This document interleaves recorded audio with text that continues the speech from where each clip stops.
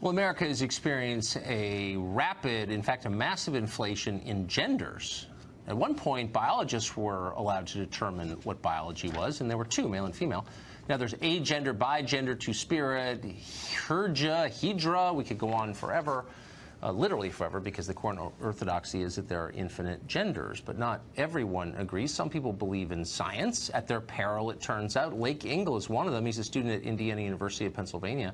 In a religion class, a class about Christianity, he stated his belief that there are two genders because, again, that's biology. And for that, he was told he had to apologize in front of the class, stand silently while they critiqued him, re-education camp stuff. Lake Engel joins us tonight. Lake, thanks for coming on.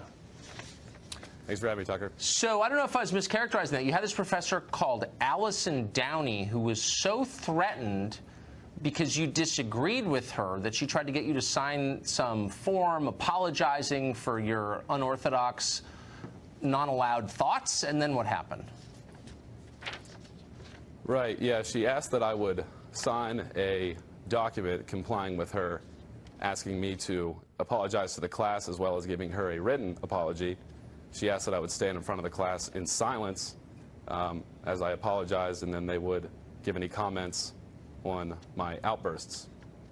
Did she say what specifically she was so offended by?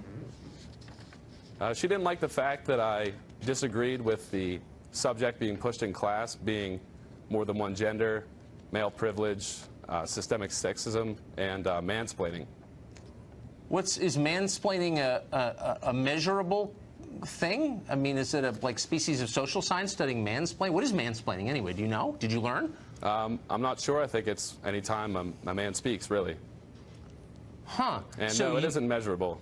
What did you, right, I mean, it's a species of dumbness, really. So, but what did you, it's propaganda, what did you say about gender that made her so mad, specifically? Well, I first referenced entities like The Economist who have debunked the myth of the 77 cents on the dollar wage gap.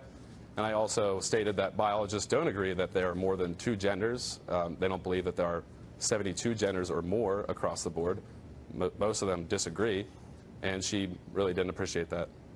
So by citing the longstanding view of biologists, the hard scientists, Allison Downey, who supposedly, you say she's a professor, tried to get you to stand in front of the class and take abuse. Did you do that? No, I didn't. I was supposed to, but she really didn't give me a chance. I was given 10 days to comply, but the day after she asked this of me, she decided to push it on through to the university's provost office to then hold a hearing, which would decide whether or not it could be allowed in class, period. Why do you go to this school? Or why does anybody go to this school or any other school? I mean, what are you getting out of this exactly? Well, I initially went for athletics my freshman year, but that's a long-gone dream now. I'm pretty much just stuck here. Man, I wish I could hire you. I would encourage you and anyone else who has any experience like this to drop out and join the workforce. It's not worth it. This is a joke. It's a bubble, and we're all going to realize that in 10 years. Like, you're a brave man for coming on. I appreciate it. Thank you. Thanks, Tucker.